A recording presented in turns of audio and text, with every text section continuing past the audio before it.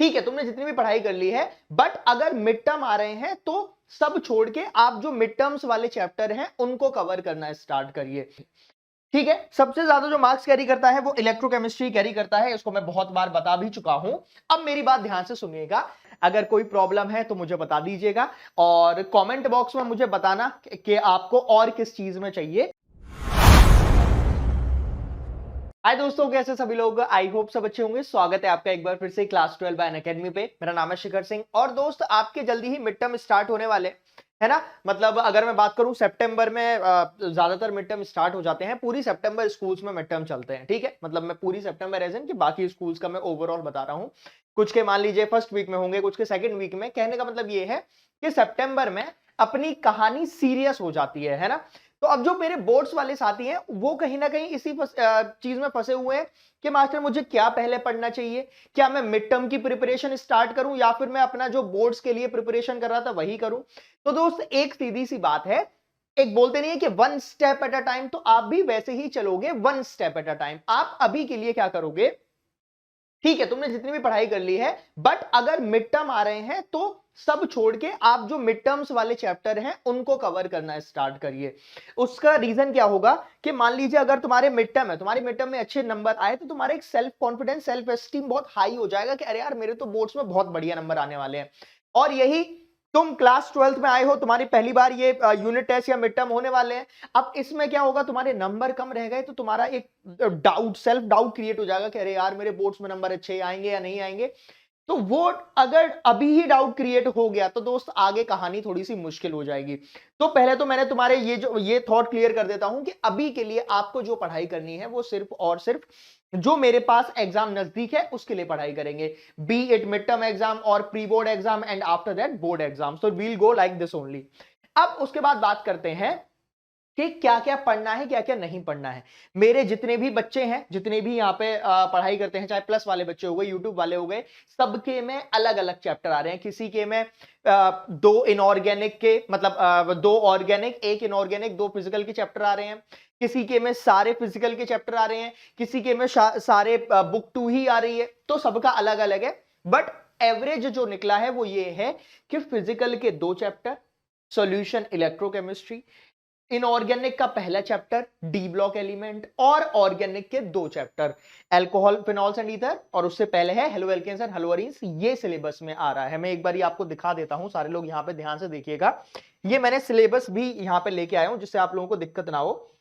कैसे कैसे आ रहे हैं वो एक बारी सारे लोग देखिएगा। आई होप आप लोगों को ये दिख रहा होगा। मैं थोड़ा सा और ब्राइटनेस लो कर देता हूं जिससे आपको दिक्कत ना हो। ठीक है, अब बढ़िया तरीके से दिख रहा होगा, सारे लोग ध्यान से देखेंगे कैसे क्या प्रिपरेशन करनी है। किसी का मिड टर्म 35 नंबर का है, किसी का 40 नंबर का है, होने दो, उससे अपन को फर्क नहीं पड़ता। ये हमारे पास चैप्टर है, ये जो नंबर लिखे हुए हैं और जो यहां पे है ये आपका बोर्ड्स में है ना, जो 2026 में तुम्हारा बोर्ड्स आएगा। इसको अपने मिड टर्म के हिसाब से मत लेना कि मास्टर मिड टर्म में मेरे पास सॉल्यूशन 7 नंबर का आएगा, नहीं। ठीक है, सबसे ज्यादा जो मार्क्स कैरी करता है वो इलेक्ट्रोकेमिस्ट्री कैरी करता है, इसको मैं बहुत बार बता भी चुका हूं। अब मेरी बात ध्यान से सुनिएगा।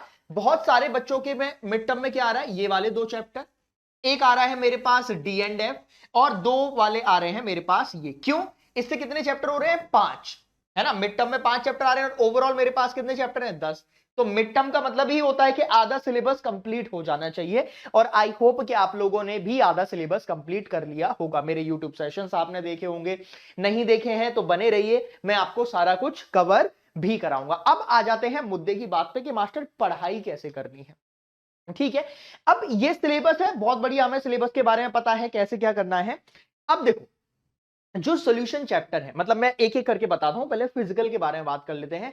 जो सॉल्यूशन चैप्टर है वो इजी है कंपैरेटिवली इलेक्ट्रोकेमिस्ट्री और केमिकल काइनेटिक्स के। रीजन मैं बता रहा हूं, सॉल्यूशन चैप्टर के कुछ ऐसे टॉपिक्स हैं जहां से क्वेश्चन पक्का ही आता है। पहले देखोगे, सॉल्यूशन चैप्टर 7 नंबर का है, इसमें मैं जो आपको कुछ टॉपिक बता रहा हूं, ideal non ideal solution, colligative property, non non ideal solution में आता है आपका मिनिमम बॉइलिंग अज़ीरोट्रॉप, मैक्सिमम बॉइलिंग अज़ीरोट्रॉप। यहां से तुम्हारे क्वेश्चन पक्के हैं। तो कहने का मतलब यह है कि कुछ टॉपिक्स ऐसे हैं जहां पे सीबीएसई चाह के भी क्वेश्चन, ऐसा नहीं होगा कि भैया वो क्वेश्चन रिमूव कर देगा, नहीं, वहां से क्वेश्चन आएगा ही आएगा। तो वो श्योर टॉपिक्स आपको पढ़ने हैं। जैसे अगर मैं इलेक्ट्रोकेमिस्ट्री पे आता हूं तो नस्ट इक्वेशन हो गई, फ्यूल सेल हो गया, स्टैंडर्ड इलेक्ट्रोड पोटेंशियल निकालना हो गया, स्टैंडर्ड हाइड्रोजन इलेक्ट्रोड हो गया, ठीक है। नस्ट इक्वेशन में अगर मैं ई सेल 0 कर दूंगा, कहने का मतलब यह है कि इक्विलिब्रियम में मेरे पास नस्ट इक्वेशन कैसे चेंज हो जाती है, तो ये वाले क्वेश्चन आते ही आते हैं, ठीक है। स्टैंडर्ड इलेक्ट्रोड पोटेंशियल निकालना 1 या 2 नंबर का आएगा ही, क्लियर। तो ऐसे आपको करना है, मैंने पूरा पढ़ा भी रखा है और आगे कैसे पढ़ाई करनी है वो भी मैं अभी आपको बताते हुए चल ही रहा हूं और पूरा एक ब्रॉड स्पेक्ट्रम भी दूंगा। Now coming to organic chemistry, और ऑर्गेनिक की एक मैं खासियत आपको बता देता हूं। यहां पे अगर आप देखोगे तो ये रहा ऑर्गेनिक का खेल, 1 2 3 4 5, ओवरऑल अगर आप कैलकुलेट करोगे तो यहां जो निकल के आएगा organic, that will be 33 out of 70। Calculate कर लो, मुझे पता है 33 नंबर की आपकी ऑर्गेनिक आती है। ऊपर जब आप जाओगे तो आपका 23 नंबर का आता है इनऑर्गेनिक, 7 7 14, ठीक है, 14 और 9 23, और यहां पे ये जो है वो आ जाएगा मेरे पास 14 नंबर का, तो 23 14 33 होता है। तो कहने का मतलब ये है कि ऑर्गेनिक आपके मैक्सिमम नंबर की आती है, आपको मेन फोकस ऑर्गेनिक में ही करना है। हेलो एल्केन्स हेलो एरीन्स में कौन से टॉपिक है master? Finkelstein Swarts reaction, Dow's process, SN1 SN2, पूरा SN1 SN2 में ही यही चैप्टर समाप्त हो जाएगा। समझ रहे हो कि भैया SN1 SN2 में क्या कि 3 डिग्री कार्बोकैटायन अगर होगा तो भैया SN1 कराओगे, 1 डिग्री होगा SN2 कराओगे, अलाइलिक और बेंजाइलिक कार्बोकैटायन होगा तो उसके बाद में अपना SN1 कराऊंगा। तो ये चीजें आपको ध्यान रखनी है, सिलेबस इजीली कवर हो जाएगा। Focus top priority organic, physical, inorganic, ये मैं मिड टर्म्स के लिए भी बता रहा हूं, ये मैं बोर्ड्स के लिए भी बता रहा हूं। अगर इस तरीके से फॉलो करोगे दोस्त, कहीं भी दिक्कत आपको नहीं आने वाली है, क्लियर। किसी को कोई प्रॉब्लम, अगर कोई प्रॉब्लम है तो मुझे बता दीजिएगा और कमेंट बॉक्स में मुझे बताना कि आपको और किस चीज में चाहिए, और मैं आपको अपना पूरा बताता हूं कि कहां क्या मिलेगा। ये रहा, आपने कोई शुरुआत करी है नहीं करी है तो भाई greatness deserves a head start, है ना। हेड स्टार्ट मतलब कि ठीक है, जितना निकल गया निकल गया, अब अपन शुरू से शुरू करते हैं। तो ये हमारा ऑफर चल ही रहा है, इस ऑफर के बारे में प्लीज ध्यान रखिएगा, है ना ये। और आप प्लीज कोड भी इस्तेमाल कर लें, है ना, ये मेरा कोड है SKS10 करके, SKS10 कोड अप्लाई करिएगा, आपको मैक्सिमम डिस्काउंट भी मिलेगा। लिंक्स आपको सारे डिस्क्रिप्शन में मिलेंगे। ये मैं क्लास 12th के बारे में बता रहा हूं, बट ऐसा नहीं है कि सिर्फ क्लास 12th के लिए है, ये 6 to 12th कोई भी मेरे पास साथी हैं उन सब के लिए आपको ऑफर मिलेगा, क्लियर है। तो प्लीज इस बारे में ध्यान रखिएगा और बस, क्लियर है ना। तो ये चीज मैंने आपको बता दी है, कोई भी दिक्कत है कोई भी डाउट है तो कमेंट बॉक्स में बताइएगा। Organic chemistry, physical chemistry, inorganic chemistry, organic chemistry में बहुत ज्यादा दिक्कत आती है तो आप फोकस करोगे जनरल ऑर्गेनिक केमिस्ट्री पे। जनरल ऑर्गेनिक केमिस्ट्री मैंने पूरी पढ़ा रखी है, आगे भी पढ़ाऊंगा, चैनल पे सर्च कर लेना जनरल ऑर्गेनिक केमिस्ट्री बाय शिखर सर, मेरी वीडियो आपके पास आ जाएगी।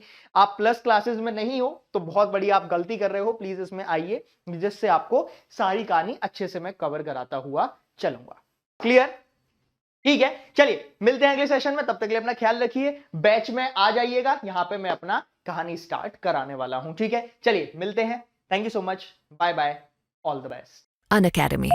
Let's crack it.